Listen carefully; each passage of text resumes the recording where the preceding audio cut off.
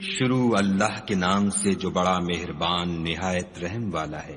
اے پیغمبر صلی اللہ علیہ وآلہ وسلم، اپنے پروردگار جلیل الشان کے نام کی تسبیح کرو، جس نے انسان کو بنایا پھر اس کے اعضاء کو درست کیا، اور جس نے اس کا اندازہ ٹھہرایا پھر اس کو رستہ بتایا، اور جس نے چارہ اگایا پھر اس کو سیاہ رنگ کا کوڑا کر دیا۔ ہم تمہیں پڑھا دیں گے کہ تم فراموش نہ کرو گے، مگر جو خدا چاہے، وہ کھلی بات کو بھی جانتا ہے اور چھپی کو بھی۔ ہم تم کو آسان طریقے کی توفیق دیں گے، سو جہاں تک نصیحت کے نافع ہونے کی امید ہو نصیحت کرتے رہو۔ جو خوف رکھتا ہے وہ تو نصیحت پکڑے گا، اور بے خوف بدبخت پہلو تہی کرے گا، جو قیامت کو بڑی تیز آگ میں داخل ہوگا، پھر وہاں نہ مرے گا نہ جیے گا۔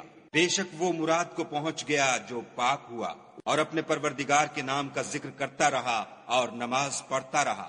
مگر تم لوگ تو دنیا کی زندگی کو اختیار کرتے ہو، حالانکہ آخرت بہت بہتر اور پائندہ تر ہے۔ یہی بات پہلے صحیفوں میں مرقوم ہے، یعنی ابراہیم اور موسیٰ کے صحیفوں میں۔